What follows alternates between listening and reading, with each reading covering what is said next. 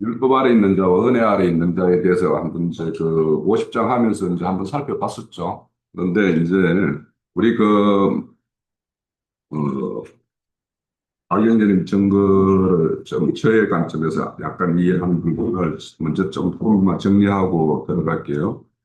우선 그 마태복음 7장 12절을 한번, 마태복음 예, 7장 12절이요? 7장 12절에 보면 그러므로 무엇이든지 남에게 대접을 받고자 하는 대로 너희도 남을 대접하라. 이것이 율법이요, 선지자니라. 이렇게 되어 있죠. 그러면 이거는 이제 우리가 흔히 세상말로도 누군가 사람과의 관계에서 대접을 받고 싶으면 먼저 대접을 하라. 뭐 이런 의미로 이해가 될 수 있죠.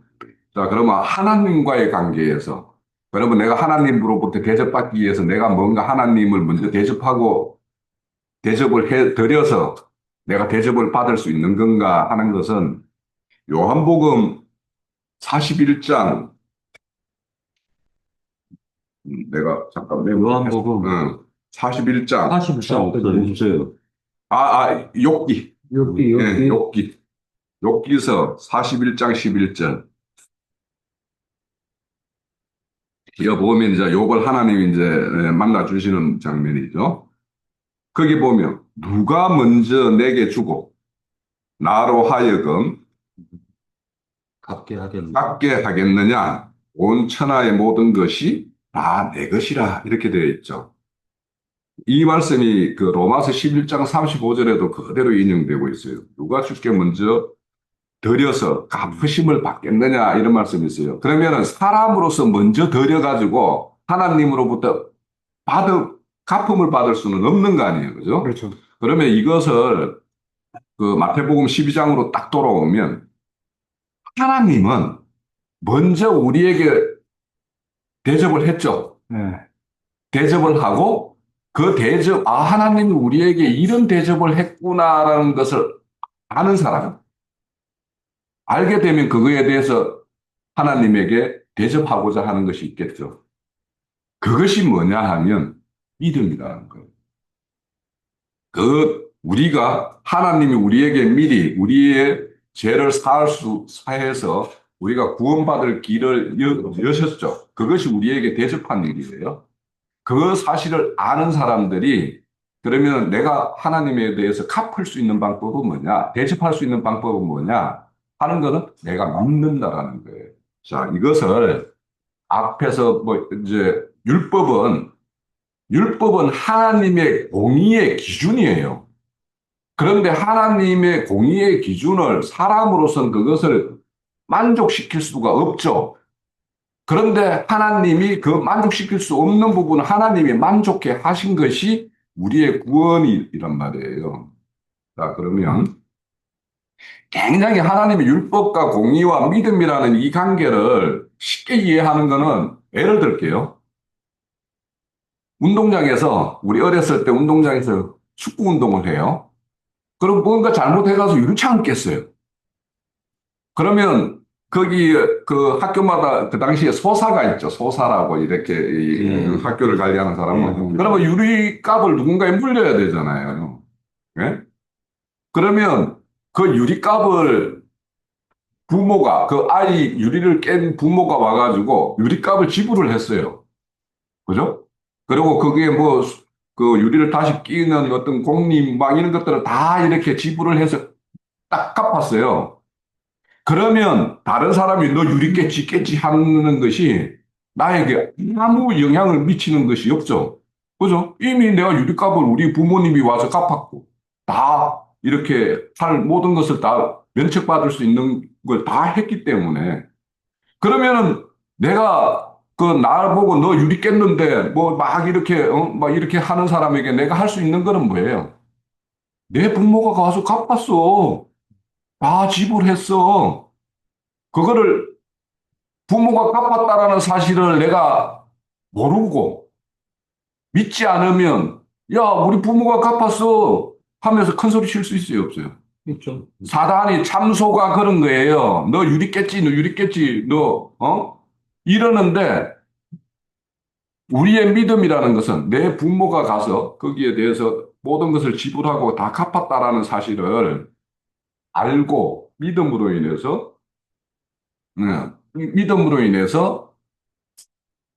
그 사단 마귀의 참소를 벗을 수 있는 거예요. 그래서 믿음이라는 것이 왜 믿음이라는 거냐 하면 내가 갚을 수 없는데 내가 유리값을 갚을 수 없는 것을 내 부모가 가서 갚았기 때문에 그래서 그것이 믿음이고 알고 있는 사실이고 그랬을 때 우리는 의로운 것이 되는 거예요.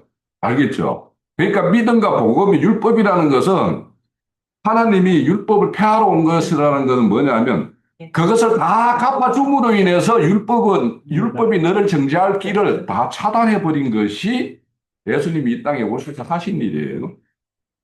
자, 의라는 것. 아까 이제 의라는 것은 온 곳으로 왔다가 온 곳으로 가는 것이 의라고 했어요. 그럼 흙에서 온 거는 흙으로 가는 거고 하늘에서 온 거는 하늘로 가는 것이 의라고 하는데 거기에서 의라는 것을 좀 더 보태면 의라는 거는요. 형제님과 형제 사이의 관계성에서 의가 있고 그렇죠. 내가 하나님과 나 사이에 의가 있는 거예요. 부모와 자식 사이에 의가 있고 부부와 남편과 아내 사이에 의가 있어요. 이건 의가 다른 차원이죠, 분명히. 그렇죠. 그래서 의라는 거는 항상 관계성을 빼면은 그냥 일반론적인 의로 다 흘러버려요. 그래서 내가 하나님과 나의 관계가 내가 자식이고 그가 부모라는 그 관계에서의 의가 있죠. 그가 왕이고 내가 신하로서 지켜야 될 뭔가가 있죠. 그죠? 그분이 나의 남편이고 내가 아내라고 입장에서 지켜야 될 의가 있죠. 다른 거예요. 그러니까 이거를 그래서 의라는 것은 항상 관계성에서 의로 규정해야 되고 의로운 상태는 뭐냐 하면 남편은 남편으로서의 역할, 아내는 아내로서의 역할, 또 부모의 관계가 한다면 부모로서의 역할, 아들로서의 역할, 이것이 다 이렇게 제 역할대로 기능을 할 때 그 상태를 의의 상태라고 하는 거예요. 그러니까 주님이 왜 이 땅에 오셔서 내가 아버지께로 가는 것이 의라고 하느냐 하면 주님이 이 땅에 오신 목적이 있는 거예요. 오신 목적이 있고 이유가 있는 거예요. 그것을 다 하지 않았으면 하늘로 못 갈 거 아닙니까? 그죠? 그거는 우리도 마찬가지예요. 우리가 하나님이 우리를 불렀어요, 교회 중으로. 그럼 부른 데는 이유와 목적이 있어요. 그 목적을 다 하지 못하면 어렵지가 않은 거예요. 그래서 우리 믿음이라는 것은 단순히 믿기만 하면이라고 말하는 것, 그것을 입에 발린 거고, 믿는다면 너는 반드시 이 길로 갈 수밖에 없어 하는 것이 지금 여기에서 대접하는 거예요. 네가 대접받고자 하면 네가 대접을 하라고 돼 있죠. 그러면 주님이 우리에게서 베풀었어요. 구원의 길을 베풀었고 우리의 모든 죄를 사함받을 수 있는 죄값을 다 주님이 지불했어요. 그 사실 아는 사람들이 뭘 하는 거냐 하면 제가 이제 오늘 그 지금 이사야서 51장의 이야기를 할 때 그 이사야서 51장 전체적인 구조를 내가 좀 먼저 말씀을 드릴게요. 우선 지금 이 참 위로자로 오셨죠, 그죠? 그분이 참 위로자로 오셔서 하시는 말씀이 뭐냐면 너희들 고난 가운데 하나님을 의지해야 될 이유를 지금 설명하고 있는 거예요. 예? 그러니까 네가 참 위로를 받고 싶으면 너희를 이런 처분을 하고 너희에게 이런 어떤 지금은 징계를 받고 있는 어떤 그런 상황으로 이렇게 내몰려 있지만 그 일을 하시는 분이 너희들에게 어떤 분인가라는 것을 먼저 한번 생각을 해보라 하는 것이 51장 1절에서 3절까지예요. 과거에 하나님이 어떤 구원을 베풀었는가? 아브라함, 사라를 구원을 베풀기 위해서는 뭐라고 그랬어요? 갈대우로 그 땅에서 나오라고 그랬죠. 왜 나와야 돼요? 거기는 아까 말한 대로 다른 반석이니까 하나님을 반석으로 삼는 것이 아닌 반석이니까 거기서 나와야 되는 거예요. 그래서 떠낸 돌이라고 하는 거예요. 그래서 아브라함과 사라도 그 갈대 우르 땅에 있을 때는 그 반석에 속한 자였었어요. 우리도 세상으로부터 부름받기 전에도 세상의 어떤 반석의 일원으로 살았었어요. 그런데 우리를 불러내는 거나 여기 사라와 아브라함과 사라를 떠낸 돌처럼 이렇게 떠냈다라는 것과 똑같은 거예요, 우리가. 그리고 이제 그러면 이렇게 돌로 떠내는 거는 아, 아브라함과 사라가 갈대우르 땅을 떠나는 거는 몇 개월, 뭐 1년이면 가나안 땅까지 왔겠죠? 그죠?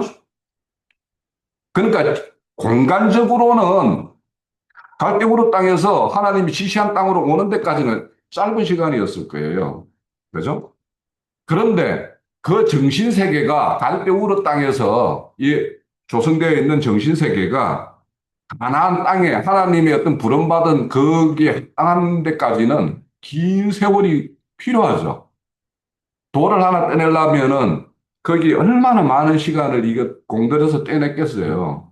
그러니까 떠낸 돌이라는 것이 완전히 떠낸 돌이 되는 데까지는 아브라함과 사라를 100년이 지나서야 부름받았고 25년이 지나서야 약속의 아들을 받을 수 있었어요. 그만큼 시간이 걸리기 때문에 여기에서 떠낸 돌덩어리로 이렇게 비유를 하는 거예요. 그래서 그렇게 과거에 아브라함 하나를 그렇게 불러가지고 이렇게 그들을 통해서 큰 이렇게 민족을 이루는 데까지 이르지 않았는가를 한번 생각해 보라고 하는 것이 51장 1절에서 3절까지예요. 그러면 앞으로 너희에게 하나님이 베푸실 그 계획이 어떤 것인가 하는 것이 4절에서 8절까지예요. 그것이 뭐냐?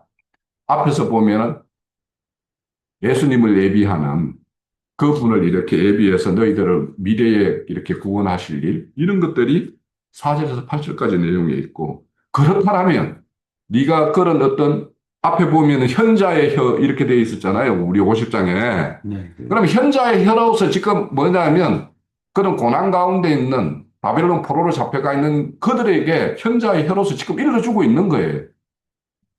그래서 그런 장래에 너희들을 구원할 계획을 4절에서 8절까지 이야기하고 그 이 사실을 알았다라면 9절에서 16절까지는 너희들은 그에게 도움을 구해야 된다라는 거예요. 그러니까 너희들의 구원을 이렇게 호소해야 된다라는 것이 그 내용이고 그런 자에게 어떤 구원을 베풀실까 하는 것이 17절에서 그 이후예요. 그렇게 이어지는 어떤 51장의 내용이니까 지금 1절에서 3절까지는 과거 아브라함과 사라를 예를 들어서 그들에게 하나님께서는 어떤 구원을 하셨는가. 그 두 사람, 그러니까 여기 대표로 이제 두 사람을 불러서 이렇게 큰 민족을 이룬 것이 하나님 아니냐라고 하는 것이 이제 3절까지 내용입니다. 자, 그래서 그런 어떤 내용으로 이 내용을 읽어봐야 돼요. 자, 51절 볼게요. 51장 1절 볼게요. 의에 따르며 여호와를 찾아 구하는 너희에게 들을지어다. 그러니까 이게 뭐를 따르면서 여호와를 찾는 자, 너희들은 들어야 된다. 그러니까 현자의 혀로서 뭔가 일러주는 말을 듣고 있는 자들에게 이제 이러는 말이겠죠. 너희는 파낸 바위, 너희 파낸 우묵한 구덩이를 생각해 보라. 이렇게 되어 있죠. 근데 이거를 이제 공동 번역에서 보면 너희를 떠낸 바위를 우러러보고 너희를 파낸 동굴을 쳐다보라. 이렇게 되어 있어요. 공동 번역에는. 그러면 이 동굴이라는 것은 어째 보면 여기에서 아까 뭐 우물이라고도 표현을 했고 했는데 아니면 이제 동굴이라는 것은 그들의 어떤 거처 삼아서 이렇게 살았던 어떤 이 롯이 동굴에서 거했죠. 그렇죠. 그런 것처럼 어떤 그런 그한 처소에서 너희들이 나왔던 과거에 나왔던 거 그리고 이제 그 세 번역에서 보면 저 바위를 보라. 너희가 거기에서 떨어져 나왔고 저 구덩이를 보아라. 너희가 거기에서 나왔다. 이렇게 되어 있어요. 자, 이 말씀은 우리 창세기 12장 1절에 보면 여호와께서 아브라함에게 이르시되 너는 너희 고향과 친척 아비 집을 떠나 내가 내게 보여주는 땅으로 가라. 이렇게 되어 있죠. 그러니까 이렇게 해서 불러낸 거 말하는 거예요. 지금 뭐냐? 왜 그러면 이런 말씀을 이렇게 인용을 해서 말씀을 하고 있을까라고 생각을 해보면 너희들이 하나님의 약속의 땅이라는 데에서 하나님의 성소라는 곳에서 행한 일들이 다 우상숭배의 일들이었죠. 그 당시에. 그래서 그 바벨론 포로로 이렇게 예, 이동시킨 거죠. 그래서 그것을 이제 에레미야에서 보면은 뭐 이렇게 뭐야 그 무화과나무로 비유하죠. 그래서 오히려 갈대 우르 땅으로 이렇게 옮겨진 것을 먹을 만한 그런 그 무화과로 표현하고 여전히 에레미야 그 예루살렘에 남아 있는 그들은 뭐냐면 먹을 수 없는 무화과라고 표현해요. 그러면 지금 뭐냐면 너희들이 지금 형편은 비록 포로로 잡혀가 있지만 하나님은 어디에 소망 둔다고요? 그 포로가 잡힌 자 지금 그 갈대 바벨론이라는 것은 아브라함과 사라가 그 있다가 거기서 나온 자들이에요. 그러면 지금 뭐냐면 너희들이 지금 왜 너희들이 그쪽으로 보냈어? 하는 거는 네가 하나님의 땅에서 약속의 땅에서 한 짓은 바벨론과 그들과 하는 짓과 똑같은 짓을 하고 있기 때문에 너 가가지고 네 실상을 한번 정확하게 봐봐 하고 보낸 곳이 바벨론이에요.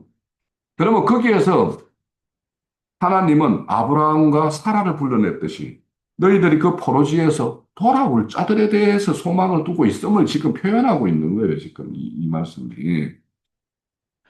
그래서 우리가 이 말씀은 아브라함과 사라를 이렇게 부른 것은 히브리서 한번 찾아보세요. 히브리서 11장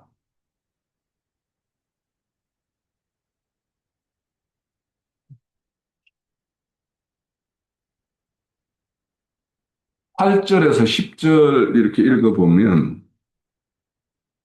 믿음으로 아브라함을 부르심을 받았을 때 순종하여 장래 유업으로 받을 땅으로 나아갈새 갈 바를 알지 못하고 나아갔으며 믿음으로 그가 이방 땅에 있는 것과 같이 약속의 땅에 거류하며 하여 동일한 약속을 유업으로 함께 받은 이삭 및 야곱과 더불어 장막에 거하였더니 이렇게 쭉 나오죠.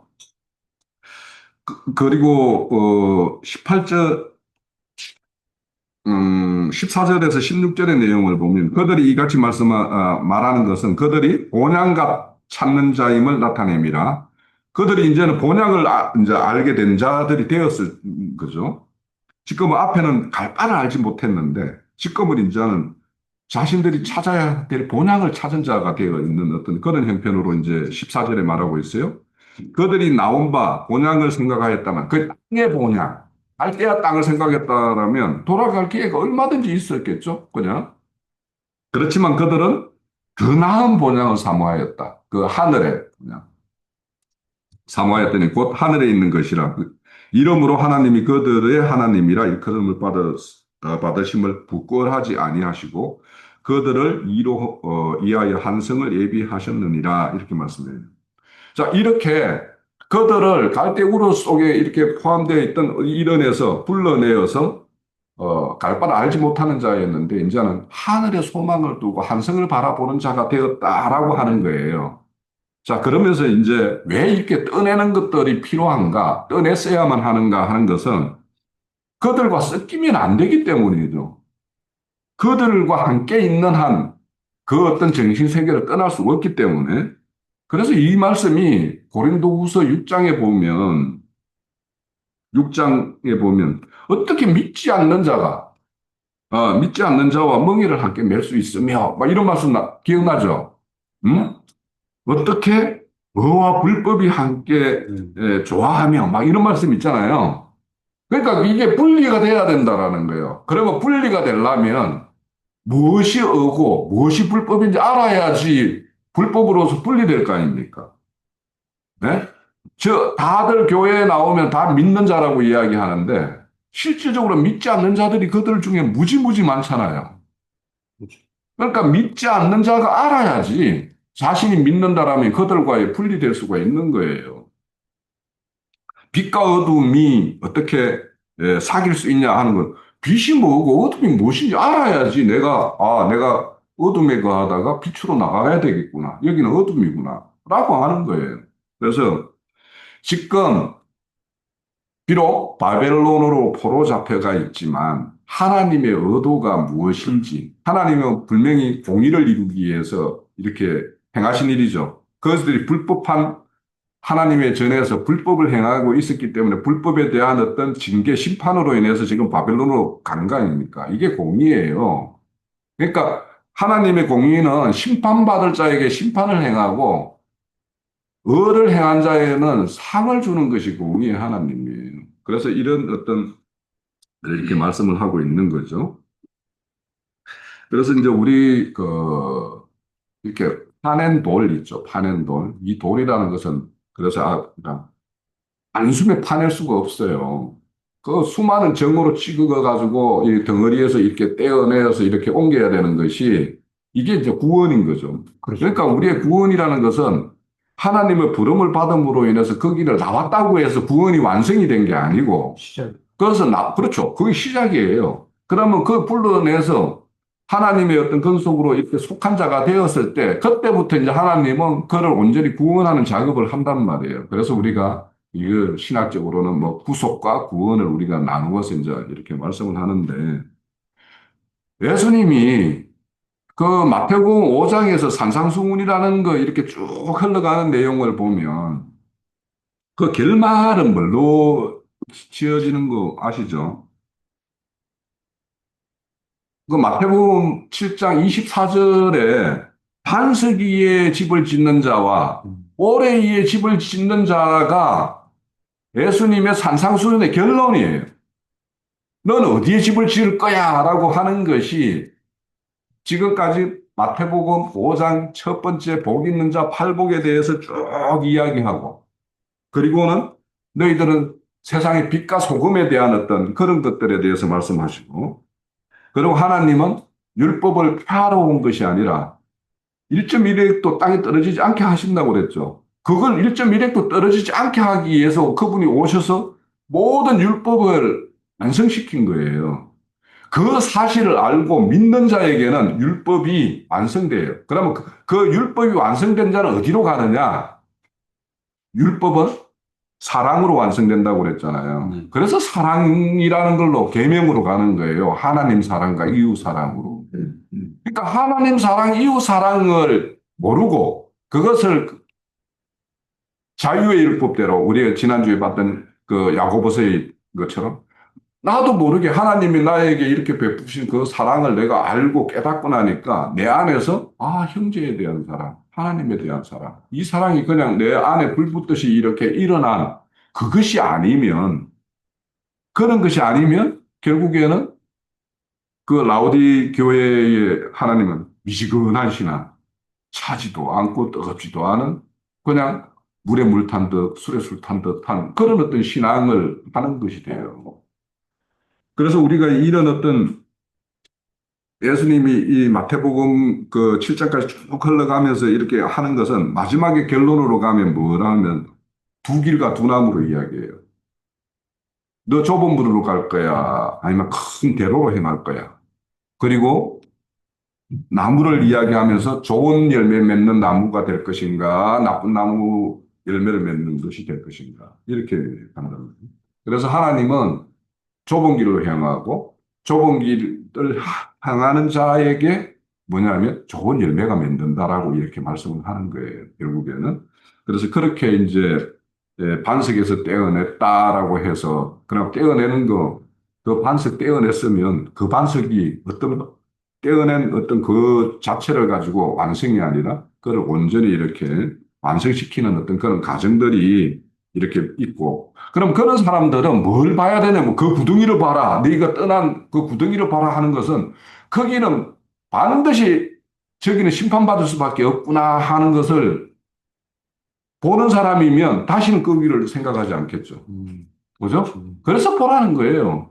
그래서 우리가 지금 우리 신앙하면서 과거에 거쳐온 그 과정에서 내가 그 일원으로 이렇게 있으면서 그 어떤 무리들이 저기에는 이런 부분에서는 반드시 하나님이 징계로서 뭔가 불법으로서 판단할 수밖에 없는데 하는 것들이 있어야지 지금 내가 떠나온 그 어떤 동굴 또 판, 구덩이 이런 것들을 보는 거예요. 그래서 그것이 명확해야지 그러면 자 이들이 바벨론으로 포로로 잡혀갔어요. 그러면 자기들이 그 떠나온 자리 있잖아요. 예루살렘. 그걸 이렇게 다시 봤을 때, 우리가 그때 과거에 행했던 게 하나님이 미워할 수밖에 없고, 그런 곳에서 나를 바벨론으로 이렇게 정화, 가정을 긋게 하기 위해서 이렇게 바벨론을 옮겨놨구나 하는 사실을 아는 사람은 다시는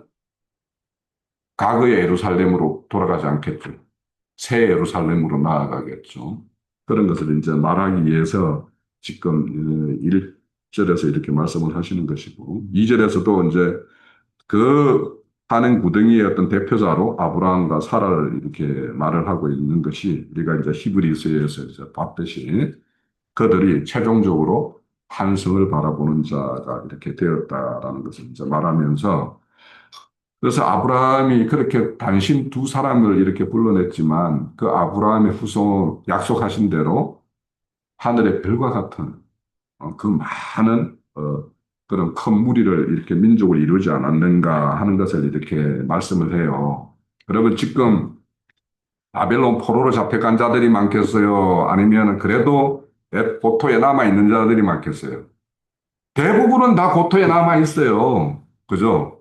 그러면 소수가 바벨론을 포로로 잡혀갔는데 그들에게 다시 바벨론에서 돌아올 자, 그런 자들에 대해서 얼마나 하나님이 소망을 둘 것인가. 그런 돌아오는 자에게 어떻게 하신다고? 거기 51장 3절이에요. 나 여호와가 시온을 위로하며 그들에게 온전히 위로가 되며. 그러니까 위로라는 건 뭐예요? 모든 것을 잃은 자에게는 다시 그것을 회복시키는 것이 위로죠. 참 위로죠. 예?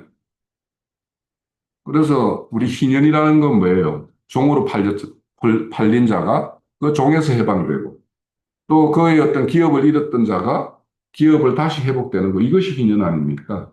그래서 그 희년을 이렇게 맡게 할 것이다라는 게 51절 3절의 어떤 말씀이에요. 그래서 우리가 이로라는 것은 지금 이제 그들이 우리 50장에 뭐 49장 이쪽에 보면 하나님이 우리를 잊었다, 우리를 버렸다, 막 이러는 그들에게 뭐라고 그래요? 어떻게 어미가 젖먹이 아들을 잊겠냐? 이렇게 말씀을 해요. 난 너희들을 내 손바닥에 이렇게 새겼다. 이렇게 말씀을 하고 있어요. 그런 것이 이제 하나님이 과거에 어떤 구원을 베풀었던 하나님인데 그런 하나님이 우리를 이렇게 잊어버리거나 버린 것이 아니라 이렇게 새기고 있다라는 거 이런 것을 아는 것이 이제 참 위로가 되겠죠.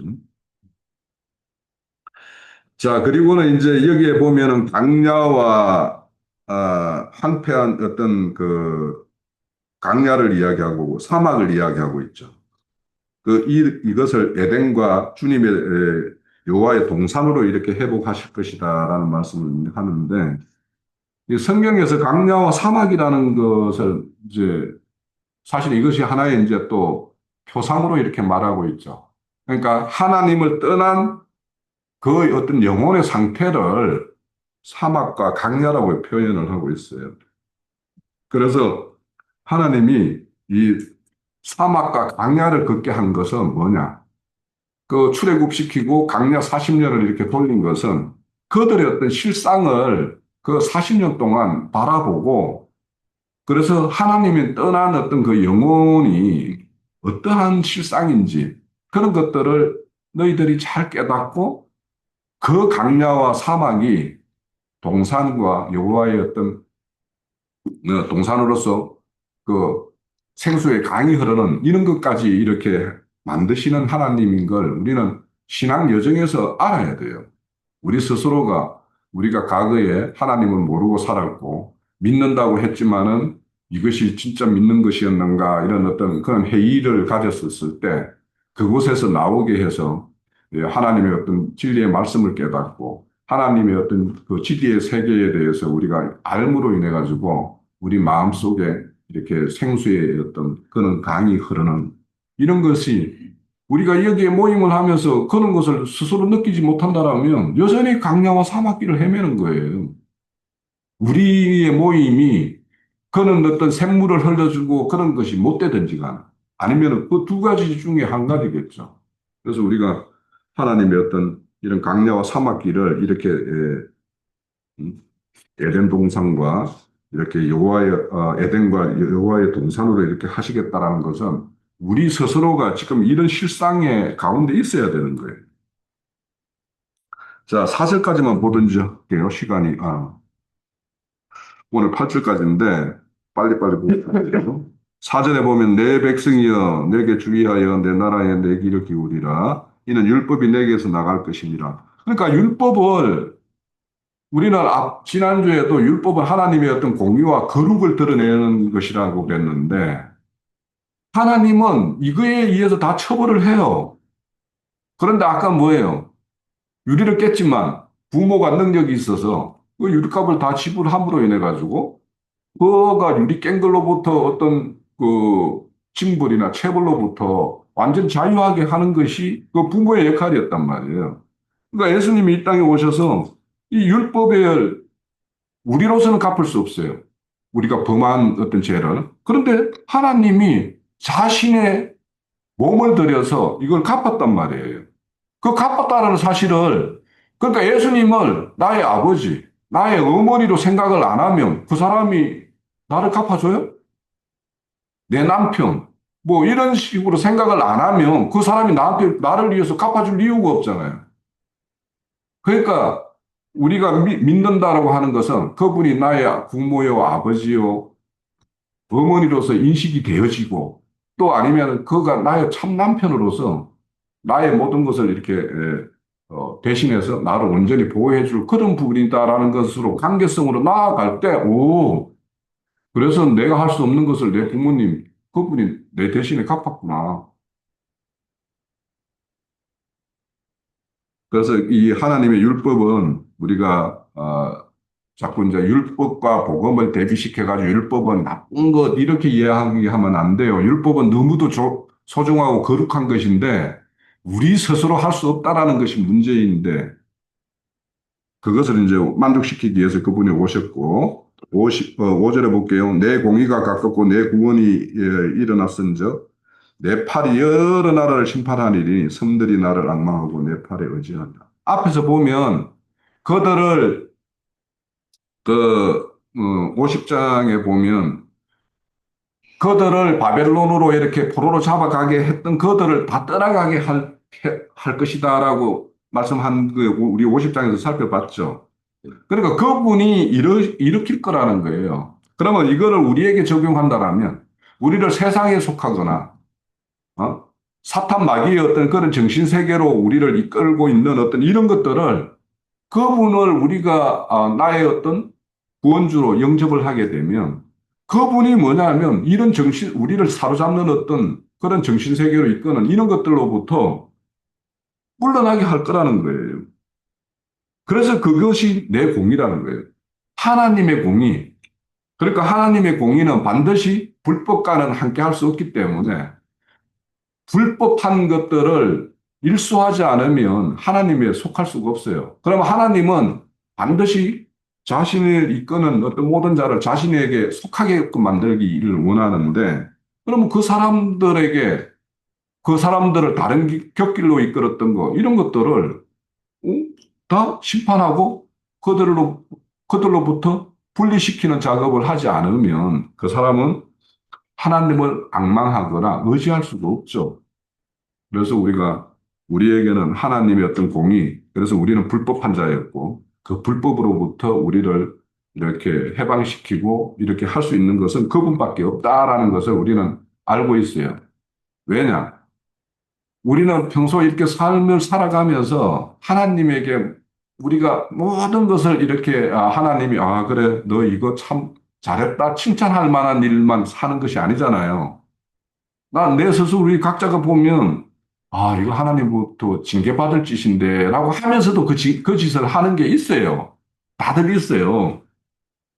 그런데 그런 걸로부터 우리를 온전히 이제 해방시키는 어떤 그런 과정, 이런 것들이 저 앞에서 우리가 관습을 떼내는 걸로 이렇게 표현한 것이고, 그래서 그분께서는 우리를 의로운 길로, 바른 길로, 우리를 생명의 길로 이렇게 하시는 것을 우리가 알기 때문에 그를 앙망하고 그에 의지하는 거예요. 그래서 아까 우리 찬양할 때 나는 거예요. 요즘에 그 찬양 중에서 너희 필요를 아시는 하나님, 뭐 이런 우리 찬양이 있었어요. 너희의 필요를 미리 먼저 아시는 하나님이라는 표현을, 그렇지.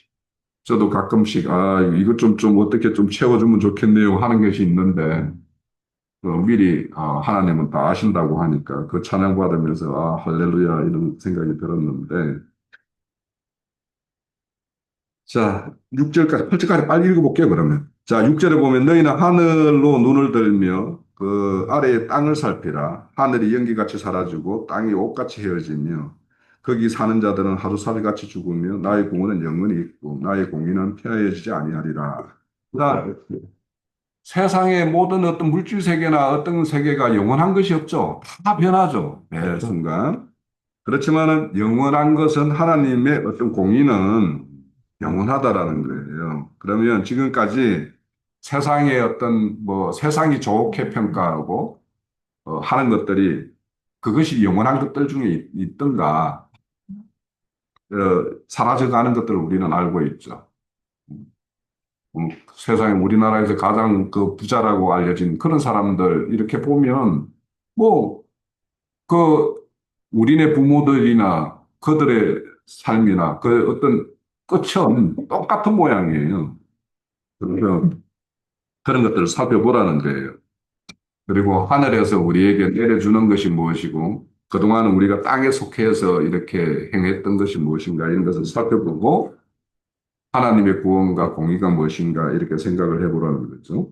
그리고는 이제 이거는 뭐 결국에는 요 말씀이 베드로후서 3장 그 10절에 보면 주의 날이 도둑같이 임할 것인데 그날에는 하늘이 큰 소리로 떠나가고 물질이 뭐 뜨거운 불에 흘려지고 이런 말씀이 있죠. 그러니까 영원한 것과 영원하지 못한 것들을 잘 이렇게 구분해 보라는 것이 이제 이 말씀이고요.